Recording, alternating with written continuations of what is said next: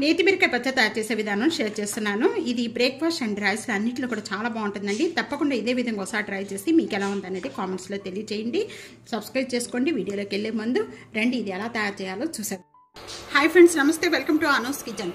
ఈరోజు నేతి బీరకాయ పచ్చడి తయారు చేసుకోవడానికి ముందుగా ఇక్కడ నేను 1 టేబుల్ స్పూన్ ఆయిల్ యాడ్ చేస్తున్నాను. ఆయిల్ బాగా కాగిపోయిన వెంటనే 1/2 టేబుల్ స్పూన్ ధనియాలు, 2 టేబుల్ స్పూన్ పల్లీలు యాడ్ చేస్తున్నానండి. మీరు పల్లీల బదులు నువ్వులు కూడా యాడ్ చేసుకోవచ్చు, చాలా టేస్ట్గా ఉంటుంది. రెండు కూడా బాగా వేగిపోయాయి. వేగిపోయిన వెంటనే కూడా ఒక బౌల్లో తీసేసుకుందాము.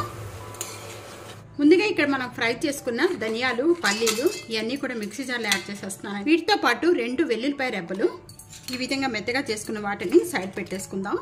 ఇక్కడ సేమ్ ప్యాన్లోనే ముందుగా మనం ఆయిల్ యాడ్ చేసుకున్నాము. ఆయిల్లోనే ఒక 4 పచ్చిమిర్చి, మీరు కారం ఎంత తీసుకుంటారో దాన్ని బట్టి వేసుకోండి. నేతి బీరకాయ ముక్కలు 1 కప్పు నేతి బీరకాయ ముక్కలకి నేను ఒక 4 లేక 5 పచ్చిమిర్చి యాడ్ చేస్తున్నాను. వీటితో పాటు కొత్తిమీర, చిన్న ఉసిరికాయ అంతా చింతపండు లో ఫ్లేమ్లో పెట్టేసుకొని మూత పెట్టేసుకొని మగ్గించేసుకోవాలి. ఒక 2 మినిట్స్ వరకు కూడా మూత పెట్టేద్దాం చేద్దాం.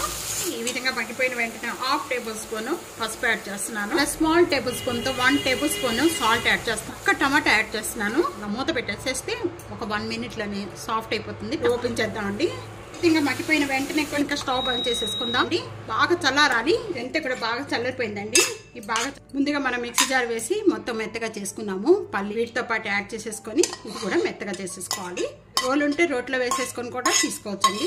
చాలా టేస్ట్గా ఉంటుంది. పచ్చడి అనేది బాగా మెత్తగా చేసుకోకుండా కొద్దిగా ఈ విధంగా కచ్చిపిచ్చిగా నూరుకుంటేనే చాలా టేస్ట్గా ఉంటుంది. పచ్చడి అంతా కూడా ఒక బౌల్లోకి యాడ్ చేసేసి పచ్చడి తాలింపు పెట్టుకోవడానికి 1 టేబుల్ స్పూన్ ఆయిల్ యాడ్ చేస్తున్నాం. ఆయిల్ బాగా కాగిన వెంటనే 2 వెల్లుల్లిపాయ రెబ్బలు, 1 ఎండుమిర్చి, పోపు గింజలు, కొద్దిగా ఇంగువ, పోపు గింజలు ఈ కలర్ వచ్చే వరకు కూడా వేయించుకుంటే చాలా టేస్ట్గా ఉంటుంది. ఇక మనం ఈ పచ్చడి అంతా కూడా ప్రిపేర్ చేసుకున్న దాంట్లో ఈ తాలింపు అంతా కూడా యాడ్ చేసేస్తున్నానండి. తాలింపు యాడ్ చేసిన వెంటనే ఈ పచ్చడి అంతా కూడా బాగా కలుపుకోవాలి. నేతి బీరకాయ పచ్చడి ఈ విధంగా తప్పకుండా ట్రై చేయండి. చాలా అంటే చాలా టేస్ట్గా ఉంటుంది. ఇది బ్రేక్ఫాస్ట్ అండ్ రైస్లో కూడా చాలా బాగుంటుంది.